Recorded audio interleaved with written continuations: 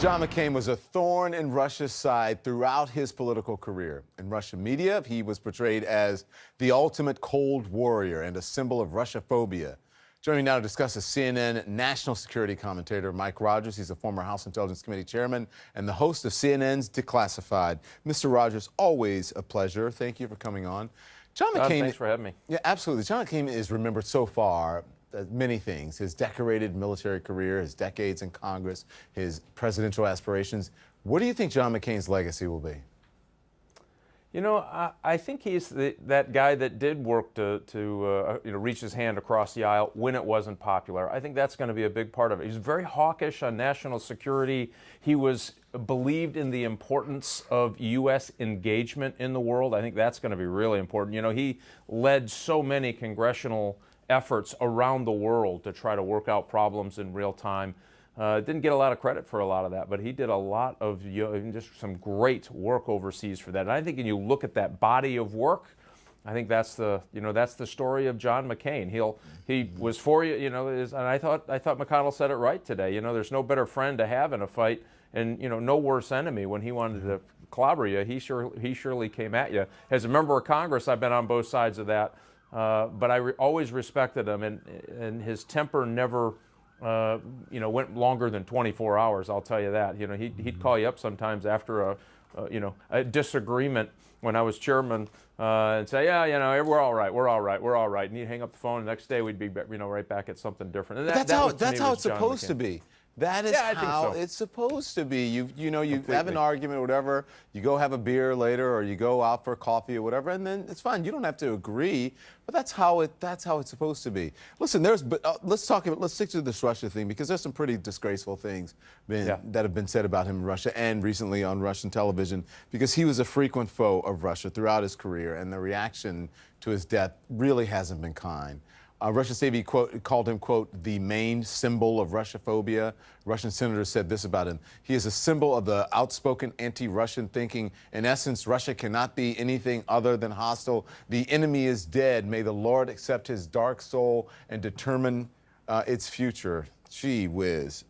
Why was McCain so? It's harsh, but why was he so unpopular, which was a good thing with the Russian government? It was a good thing. I mean, actually, if John McCain were on your show right now, he would take that as a badge of courage. Exactly. Because he had the courage to stand up. He was very sober about what the Russians have been doing, not only recently, but over the last 40 years. You know, they can put on a happy face, but they have been pretty ugly actors around the world.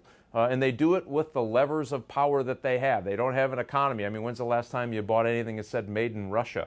Not recently. And so what they do is they use their intelligence services, they use cutouts, they do the things like they did to us in 2016. And John McCain understood that force was always and constantly at work to great democracies, including our allies, and was always willing to stand up. So I don't think he would even be bothered by it. I think he's probably got a bit of a smile on his face that the Russians, who he knew and frequently called out for their activities, now think that he's no longer important. But what they don't understand is I do think his legacy of that hawkish work across the aisle, U.S. engagement will transcend John McCain in a way that I think he'd be proud.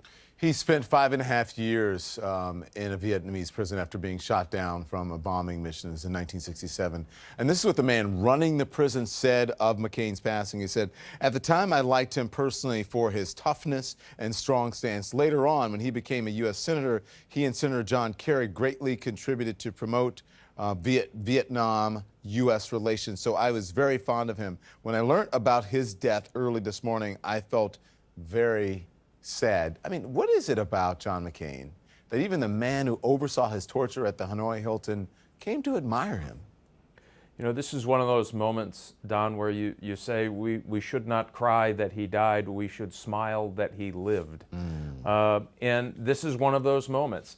He was able to get through some very harsh treatment, both mentally, emotionally, and take that into his U.S. Senate role, and then reach back and say, I forgive, let's move on, we can do something better. And that really was that spirit and that legacy of John McCain.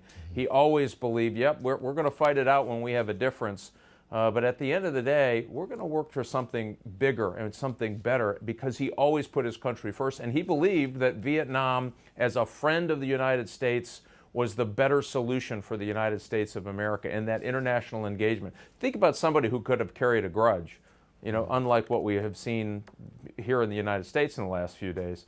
This guy could have carried a grudge. He didn't do it because he put his country before that, and he put the interests not only of the people of Vietnam, who, by the way, he believed he was fighting for, and the interests of the United States. I just think that's the essence of John McCain's effort style and personal ethos that he brought to public office.